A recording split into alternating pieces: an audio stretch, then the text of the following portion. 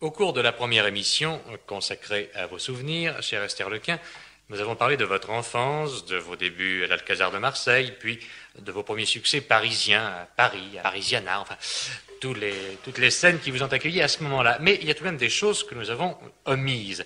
Tout d'abord que vous êtes une grande sportive. Vous étiez, je crois, championne d'escrime. Voilà, je montais à cheval, j'adorais ça, mais mon sport favori, c'était l'escrime. Ah. Figurez-vous que j'ai eu un premier prix en public, j'ai tiré. Et j'ai boutonné en pleine poitrine la femme d'un champion, Madame Spinewin. Spinewin était un grand escrimeur, très connu. Bien sûr. Ah bon? Eh bien alors, c'est Mais bon je pourrais encore, si vous voulez, vous faire une petite séance d'escrime. Bon, eh bien écoutez, attendons la télévision. Puis alors, je crois que beaucoup plus tard, après donc l'équitation et l'escrime, vous êtes venu à la poésie aussi. Ça n'a aucun rapport, mais enfin, c'est un enchaînement. Vous êtes venu à la poésie, je crois. La poésie, je vous l'ai dit, j'étais octogénaire quand j'ai commencé à faire des poèmes. Mais il n'est jamais trop tard. C'était à Évian. Oui. Figurez-vous que je ne dormais pas. À 5 heures du matin, je me réveillais et je pensais à ce beau lac Léman que je voyais de mes fenêtres. Et tout d'un coup, je me suis mise à faire d'abord plusieurs poèmes, et puis je fais ma vie en quelques rimes. Voulez-vous que je vous la dise? Alors nous écoutons. Elle a été du votre reste vie. dans les programmes de l'Alcazar de Marseille. Eh bien, nous écoutons. Alors, doux souvenirs de mon jeune âge, vous faites resplendir mon cœur. J'arrive à la dernière page et je goûte votre douceur. À 8 ans, espiègle, étourdi, mêlant mes chansons à la danse, je contais l'histoire de France devant ma famille ravie. À 14 ans, quel triste sort, c'est un changement de fortune. Séchons nos pleurs, demeurons forts, rêvons quand même au clair de lune. Lors de sa baguette magique, ma bonne fée frappa 3 coups. Et telle la bombe atomique, sur scène j'explose. C'est fou. Dans le tour de chant, je m'élance avec l'audace du vainqueur. C'est à mes chers miens que je pense en chantant une larme au cœur. Ainsi, très jeune dans ma gloire, je vais de succès en succès. Et ces bravos dans ma mémoire demeurent à jamais gravés. Mais si vite passent les heures, vivrai-je encore bien longtemps? Dieu seul le sait. J'en ris, j'en pleure. Hélas, j'ai 4 fois 20 ans. Eh bien, écoutez, c'est absolument charmant, voyez-vous. Nous venons de découvrir un nouveau talent à Esther Lequin. Eh bien, voyez-vous, tout à l'heure, je parlais de Paris, de Parisiana. Je pense soudain à une petite anecdote qui amuserait certainement ceux qui nous écoutent à propos de Parisiana. Vous voyez pas ce que je veux dire? Une anecdote. Oui. Oh, j'en ai beaucoup, mais je vais vous en dire une. Je vais vous dire, ça pourrait être dit en un incident. Oui. C'était en effet à Parisiana. J'étais près du souffleur. J'entonnais le refrain. Le vent lève ton jupon rose et laisse voir. Quand soudain, j'éprouvais une drôle de sensation. C'était mon petit pantalon de soie. À cette époque, on portait la jupe longue, qui se dégrafait, glissait lentement sur le plancher. Alors, sans perdre mon sang-froid, en accentuant mes gestes, je me rapprochais très près et de la pointe du pied, je poussais dans le trou du souffleur. Le lendemain, je reçus dans ma loge une corbeille de fleurs. Sur la carte, un nom inconnu et ces lignes. Comme je regrette de n'avoir pu l'emporter. C'était un spectateur d'avant-scène qui avait vu tout le manège. Très bien. Un admirateur amoureux, sans doute, mais spirituel, n'est-ce pas? Oh, l'amour, c'est un bien grand mot. Un béguin, tout au plus. Chez une amie qui depuis longtemps vous invite. Vous arrivez un jour pour lui rendre visite. On vous présente avec force salamaleque un tas de gens quelconques, monsieur X ou Y. On prend le thé, on cause, on rit, on potine. Votre voisin vous dit des choses libertines. Vous le trouvez gentil et sans le moindre embarras, vous lui dites, cher monsieur, j'espère qu'on se reverra. C'est un tout petit béguin, c'est un caprice, un rien, mais c'est très agréable. On se rencontre en chemin, on se donne la main, simplement pour se montrer aimable. Le lendemain, comme par hasard, on se retrouve autre part, on n'est pas coupable. On se dit, qu'est-ce que je risque? Je peux bien rire un brin. Ce n'est pas de l'amour, c'est un petit béguin. Puis, comme d'une bonne œuvre, on est dame patronesse. Certains jours, vous mettez une voilette épaisse, car le galant jeune homme vous a dit qu'il fallait venir à domicile, lui placer vos billets. Vous filez prestement devant la pipelette, d'un doigt un peu tremblant, vous pressez la sonnette. Vous le quittez après une heure d'intimité, heureuse d'avoir fait acte de charité. C'est un tout petit béguin, c'est un caprice, un rien, mais c'est très agréable. Aussi très discrètement, on se voit fréquemment, l'entretien n'ayant rien d'effroyable. On se dit avec candeur, je n'engage pas mon cœur, je demeure irréprochable. Et pour l'avenir, je suis tranquille, car enfin, ce n'est pas de l'amour, c'est un petit béguin. Sans s'en apercevoir, voilà 6 mois que dure ce béguin fugitif, cette courte aventure. Lorsqu'un jour, votre ami plein de ménagement vous dit qu'il doit songer à son établissement, il est pour obéir aux vœux de sa famille, fiancé depuis la veille avec une jolie fille. Vous faites bonne contenance en lui disant adieu, mais vous sentez des larmes monter à vos yeux.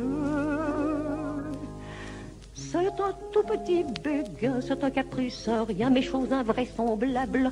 On constate avec frayeur que l'on ressent au cœur comme une blessure intolérable. Et l'on se met à souffrir, on voudrait en guérir, on en est incapable. C'est alors que l'on comprend au fond de son chagrin que c'était de l'amour, ce tout petit béguin.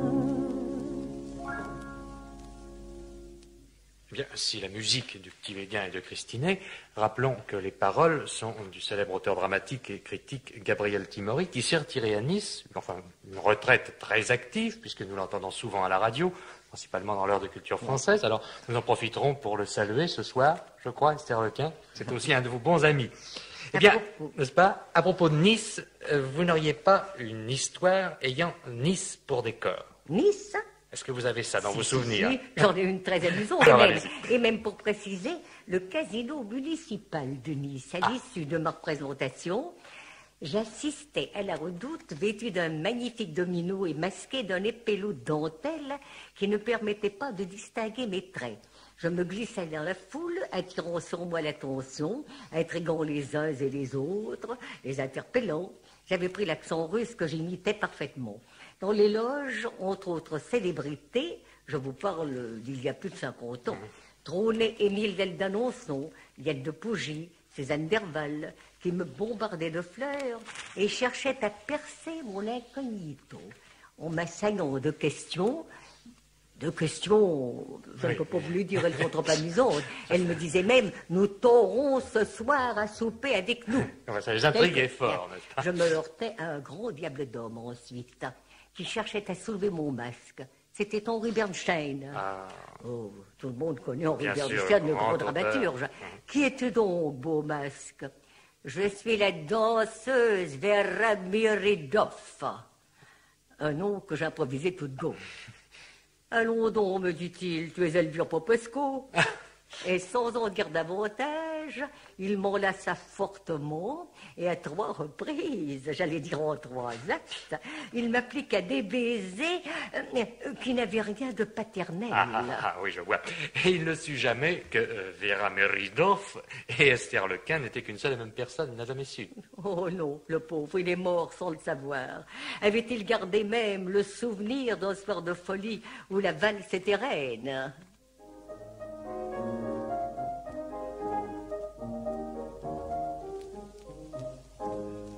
Valse à 3 temps, valse charmante, petit air ensorceleur qui vous trouble le cœur.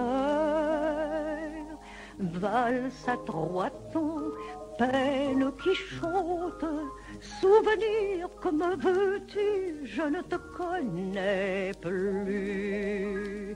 Nous allions autrefois tous les deux le dimanche dans les bois de Meudon, qu'il est loin ce temps-là. Je me revois encore avec ma robe blanche, tenant dans mes bras nus un bouquet de lilas. Valse à 3 temps, valse charmante, petit air ensorceleur qui vous trouble le cœur. Valse à 3 temps, peine qui chante, souvenir comme veux-tu, je ne te connais plus. C'était au temps lointain des corses à baleines, des fiacres trottinants, des dîners chez les fous. On prenait le bateau pour aller à Suresnes, et le premier serment naissait au point du jour. Valse à 3 temps, valse charmante, petit air ensorceleur qui vous trouble le cœur. Valse à 3 temps, peine qui chante, souvenir que me veux-tu, je ne te connais plus. Au souvenir d'un beau temps disparu, au souvenir fini, n'en parlons plus.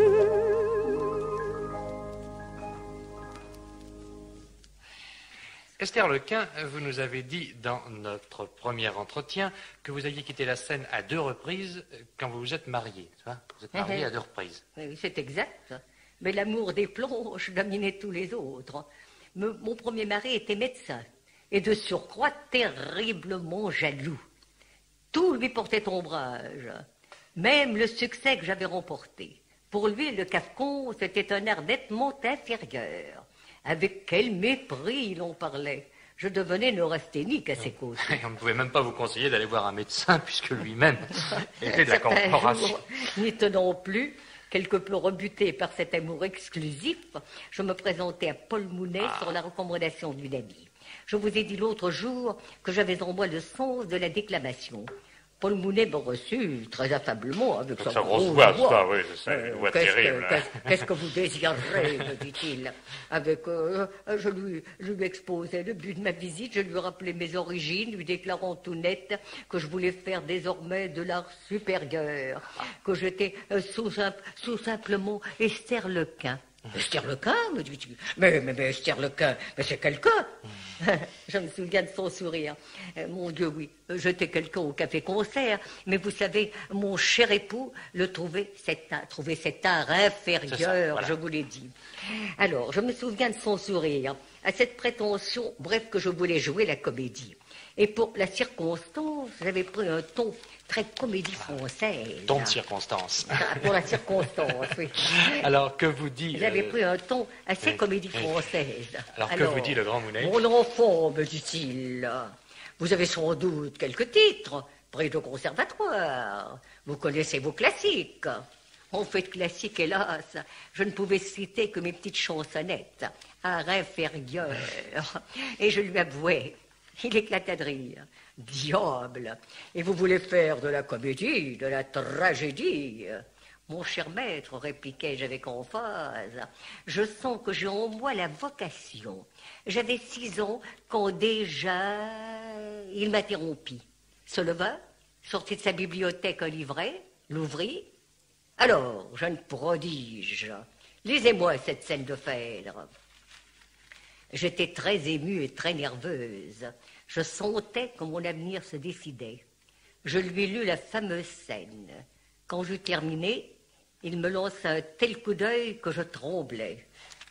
Mademoiselle, vous m'avez fait un gros mensonge. Jamais vous ne me ferez croire que vous ne sortez pas du conservatoire. La main sur le cœur, je lui jurai solennellement que je lui disais la vérité, toute la vérité. Rien que la vérité. Tous gaspés. C'est tout bonnement prodigieux, ajouta-t-il. Et nous prîmes rendez-vous.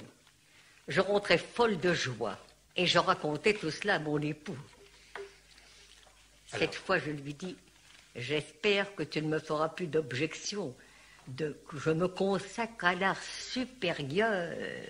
Tu seras fier de moi. Ah! Le regard qu'il me jeta aurait dû m'éclairer sur la nature de son réflexe. Je n'y prêtais aucune attention, trop absorbé par mon contentement. J'allais donc au rendez-vous de Paul Mounet, la tête bourrée d'espoir et de projets. Il me reçut encore plus affablement que la première fois. « Ma chère enfant, me dit-il, vous ne m'avez pas dit toute la vérité.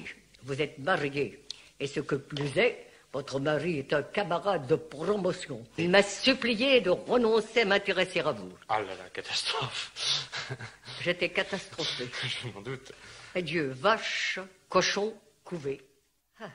La suite fut moins tragique. 1 an après, je quittai mon mari, mon cher mari, mais nous restâmes bons camarades. Et alors, ce fut votre rentrée dans l'art inférieur, alors, puisqu'il y a l'inférieur et le supérieur. Alors, cette rentrée se fit toujours à Parisiana. Oui, moi je l'aime beaucoup, mon art inférieur.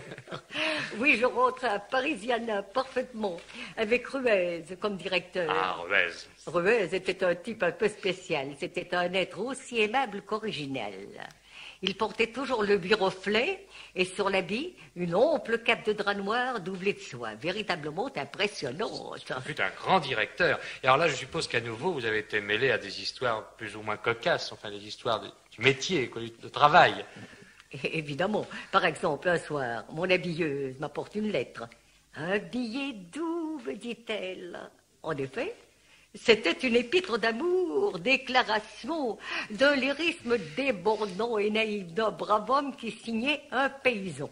Il m'offrait son cœur, sa ferme, ses vaches, ses cochons, ses poulets, que sais-je, et une passion éternelle. Par-dessus le marché. Mon habilleuse et moi avons bien ri. Une ferme, des bœufs, des vaches, des porcs, une basse-cour.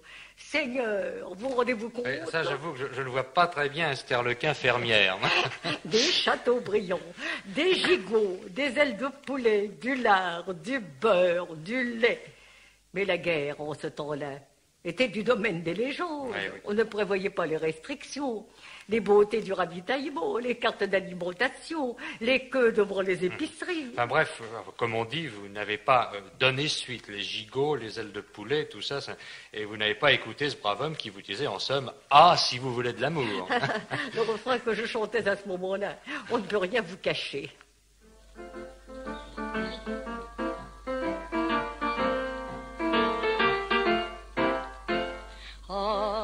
Si vous voulez l'amour, ne perdez pas un jour, cueillez le bonheur qui passe, car c'est le printemps, profitez du moment, allons dépêchez-vous, ou ça ne sera pas pour vous, v'là tout. Si vous voulez de l'amour, ne perdez pas un jour, allons dépêchez-vous, ou ça ne sera pas pour vous. Quand vous lui dites des mots très tendres, les fillettes semblent ne rien entendre. À ces choses-là qu'elle comprend très bien, sa bouche ne répond rien. Mais voilà ce que chante son joli rire, ce que dit son cœur qui soupire, et ce que les amoureux savent très bien lire en ses yeux. Oh, si vous voulez de l'amour, ne perdez pas un jour, cueillez le bonheur qui passe, car c'est le printemps. Profitez du moment, allons dépêchez-vous, ou ça ne sera pas pour vous, voilà tout. Oh, si vous voulez de l'amour, ne perdez pas un jour. Oh, allons dépêchez-vous, ou ça ne sera pas pour vous. Voyez-vous, Jacques Moreau, il n'y a pas dans cet ordre d'idées que des histoires comiques. Quelque chose de moins drôle, qui aurait pu tourner au tragique, fut la passion que j'inspirais à un jeune littérateur très doué, qui écrivait dans le journal d'Alphonse Xau, et dont le sentiment explosait dans l'avalanche de missives qu'il déversait quotidiennement sur ma frêle personne. Je finis par le recevoir dans ma loge, très décidé à lui faire comprendre que je ne partageais pas sa flamme et que ses manifestations m'importunaient. Je me trouvais en présence d'un garçon plutôt sympathique, mais aussi gauche qu'il était prolixe et entreprenant dans sa correspondance. Je voulus lui faire comprendre qu'il perdait son temps, que je n'étais pas libre, mon cœur tout au moins. Alors, comme tous les timides, il devint brutal, emporté, et s'écria « Mais je forcerai votre amour, vous m'appartiendrez ou je vous tuerai. » Eh bien. Comme vous vous en rendez compte, c'était très romantique, très Victor Hugo. Mais je fus effrayé de cette attitude. Ah, bien. J'allais trouver son maître, le grand écrivain Edmond Haraucourt. C'était déjà un vieillard. Alors, je suppose qu'il vous promit d'intervenir, ça. Pas du tout. Vous devriez être flatté, me dit-il, d'être l'objet d'un amour aussi sincère et fanatique. Savez-vous que vous avez de grandes responsabilités? Mais maître, lui répondis-je, s'il fallait que j'accepte tous les hommages de tous mes amoureux, vous auriez le droit de me mépriser. Il me salua froidement, acquiesça d'un geste de désaveu. Oh, par exemple, je le quittais non moins froidement, mais non sans inquiétude. Ouais, avec de tels énergumènes, on risque un jour ou l'autre d'alimenter la rubrique des faits divers, en effet. Alors, comment ça se termina toute cette histoire? Là, ma démarche est tout de même un résultat, car je reçus de mon troubadour un bref message. Il me renouvelait avec violence ses sentiments. Il partait pour un grand voyage de reportage dans les colonies. Il avait été envoyé par Edmond Haraucourt. Oui, bien sûr, tout de même. À son retour, il me reverrait convaincu qu'il me ferait partager son ardeur. Sinon, il ne répondrait plus de rien. Je ne l'ai jamais revu. Mais à la guerre de 14, j'ai su qu'il était tombé héroïquement. Et à cette nouvelle, je fus singulièrement ému, malgré moi. Oui, je vous comprends. Mais, Esther Lequin, puisque vous venez de parler de la guerre de 14, j'ai une faveur à vous demander. Enfin, une faveur, c'est plutôt une chanson. Oui, en 14, on ne disait pas, comment les appelle-t-on aujourd'hui? Les poilus. Les poilus, oui. Eh ben, on disait un petit piou-piou. Petit piou-piou. Alors, je vais vous chanter mon petit piou-piou. Ah, voilà, c'est là où je voulais en venir.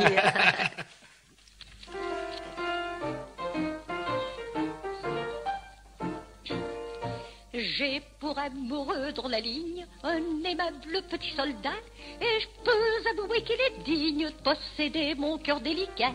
Toutes les femmes, quand il passe, concentrent leur regard sur lui. Il se dandine avec tant de grâce. Quand on le voit, ce n'est qu'un cri. Qu'il est gentil, mon petit piou-piou, c'est mon chéri, c'est mon bijou. Comme lui dans toute l'armée française, il n'y en a pas deux, ne vous déplaise. Bien astiqué, propre comme un sou, qu'il est gentil, mon petit piou-piou. Bien astiqué, propre comme un sou, qu'il est gentil, mon petit piou-piou.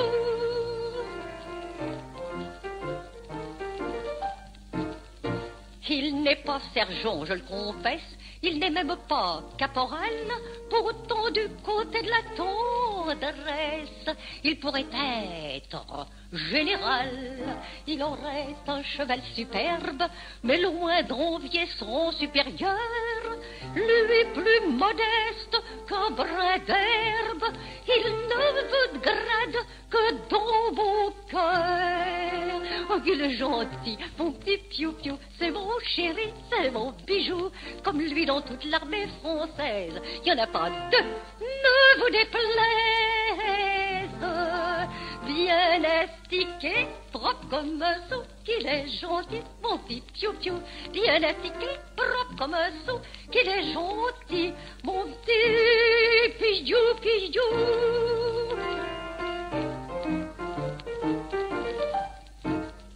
Les grandes manœuvres étant finies, je le rencontre l'autre jour sur le boulevard. Voilà que sans plus de cérémonie, il se met à m'embrasser son retard. Je lui crie, dis donc que gêne, mais comme il continuait toujours, tant pis, me dit-il, pour ceux que ça gêne, faut que je rattrape mes 28 jours. Oh, qu'il est gentil, mon petit piou-piou, c'est mon chéri, c'est mon bijou, comme lui dans toute l'armée française, il n'y en a pas deux, ne vous déplaise. Bien astiqué, propre comme un sou, qu'il est gentil, mon petit piou-piou. Bien astiqué, propre comme un sou, qu'il est gentil, mon petit piou-piou.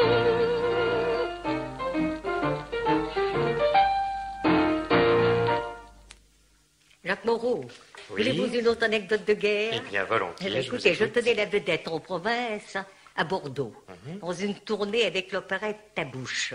J'avais fait un déjeuner copieux, heureux temps où l'on réglait un repas pantagruélique avec à peine un quart de louis. Le cuisinier, qui était du Midi, n'avait pas ménagé l'ail. Ah, exquis l'ail. Ah oui. Quand mon partenaire, en me relassant, me chanta « Ta bouche a des baisers, si bons, si doux, si longs, si fous. » Et en même temps, il eut un mouvement de recul. J'éclatais de rire. Le public, qui n'y comprit rien, fit chorus et applaudit à outrance. À quoi tient le succès? Oui, mais si le succès tient parfois à peu de choses, on ne dira jamais assez tout de même que le hasard ne remplace pas le travail. C'est ce que je répète inlassablement à mes élèves. Ah oui, car ça, nous pouvons le dire ici discrètement, sans fanfare, sans publicité tapageuse. Vous formez de jeunes chanteurs, vous en avez formé un certain nombre déjà, et même actuellement, vous avez encore des élèves. Et nombreux sont les artistes en renom, en vue, qui vous doivent de précieux conseils. Voyons, vous aviez créé le Brumel à Paris. Oui, n'est-ce pas? Magnifique cabaret. Je veux dire, un cabaret avenue de l'Opéra, une salle magnifique à l'hôtel des Deux Mondes. C'est ça, oui. Oh, j'ai eu des célébrités, c'était charmant. J'ai fait ce cabaret 3 années, je crois. Ça m'amusait, ça me distrayait. Et j'y ai eu des grandes vedettes chansonniers. Par exemple, Jean Marsac, Dorin les grands chansonniers de l'époque, Vincent Lispa. Et Tino Rossi. Tino Rossi. C'est la première fois que je l'ai fait venir à Paris. Voilà, nous chantions à Marseille, tous les deux dans un gala de chansons françaises. Il levait le rideau. Et alors, il chantait Maître Patelin. Oh, il était adorable. Sa voix était exquise. Il a eu un succès formidable à Marseille, vous m'entendez? Un succès énorme. Alors, il m'a tellement intéressé que je lui ai dit, mais vous avez une voix ravissante, il faudrait tout de même qu'on vous connaisse, venez donc à Paris. Alors, je l'ai engagé immédiatement à ce thé, qu'on appelait le Brumel. Le Brumel, oui. Il a brillé, et c'est alors que Varda l'a entendu, et je le lui présentais. Il l'a fait venir au Casino de Paris, il lui a donné plusieurs artistes avec des mandolines ou des guitares, je ne sais pas. Ça, oui. Et il a brillé, il est devenu vedette immédiatement. C'était le grand départ. Bien que ce petit garçon, mon Dieu, il n'était pas riche, on peut le dire à l'époque, est aujourd'hui très très riche, il est charmant d'ailleurs, vous savez, et très simple. Et Jean Lumière? Ah ben j'en ai ressenti une plus particulièrement quand le hasard me mit en présence de Jean Lumière, dont je fis la connaissance dans les conditions suivantes. Oui. C'était du temps de Dixon. Dixon, chanteur à voix, chanteur de charme, comme on dit de nos jours. Dixon, ce vibrant artiste qu'avait créé Quand l'amour meurt et que tous ceux de 1900 ont encore présent à la mémoire. Ce charmant camarade était tombé dans une situation précaire. Je me rendis à Marseille où il était particulièrement connu et j'organisais à l'opéra de la remuante cité phocéenne et dans les environs immédiats une série de représentations à son bénéfice. Des représentations à grand succès. C'est ça. Ça le sauva complètement. C'est à cette occasion qu'un jeune homme qui figurait dans le programme sous le nom de Jean-Louis Hanzin se présenta à moi et me pria de lui accorder une audition. Il m'indiqua qu'il avait tenu quelques petits rôles de comédie, mais il désirait faire du music-hall pour lequel il se sentait une vocation. Et alors, il me feria de l'entendre dans une de mes créations, la plus difficile, car c'est une petite comédie, Le danseur de Madame de Lucien Boyer. Sa voix était jolie, mélodique, mais il ignorait totalement l'art de la diction et du geste, car le geste, ne l'oubliez pas, c'est l'expression de la pensée dite avant la parole, n'est-ce pas? C'était toute une éducation à faire. Je l'encourageais, je lui prédis même une belle carrière à condition de bien travailler. Vous avez de l'étoffe, lui dis-je, et je lui promis de lui donner des leçons à titre bénévole, car vous pensez bien, il n'était pas bien riche. C'est assez longtemps après cette entrevue qu'il vint dans la capitale, où il trouva parmi les miens un accueil familial. Après plusieurs mois de travail, lorsque je sentis qu'il pouvait aborder dignement une scène parisienne, je le présentai à M. Castille-Père, directeur de l'Opéra, où il débuta. Il fallut lui trouver un nom éclatant pour lui donner toutes ses chances de succès. Et je le baptisai alors du nom de Jean Lumière. Alors c'est à vous qu'il doit aussi son nom de théâtre, son nom de scène. Chacun connaît depuis longtemps ce délicieux artiste et ses nombreux succès et la célébrité qu'il s'est acquise dans la pléiade de nos artistes de music-hall. Pourtant, je dois dire qu'il aurait dû m'écouter par la suite. Il aurait dû rester dans le genre que je lui avais indiqué, c'est-à-dire le genre mercadier de la belle époque, les belles chansons, les chansons vraies, n'est-ce pas?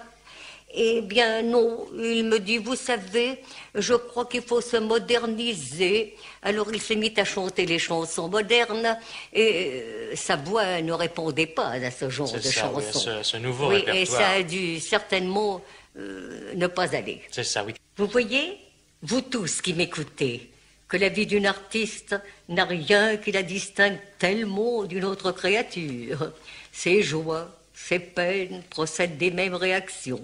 Ce qu'elle possède seulement non plus, c'est l'illusion de la gloire, de la pérennité dans le souvenir de tous ceux qui l'ont applaudi, acclamé, jouissances éphémères dont l'encens se dissipe au rythme des générations. Ne soyez pas trop modeste, Asterlequin.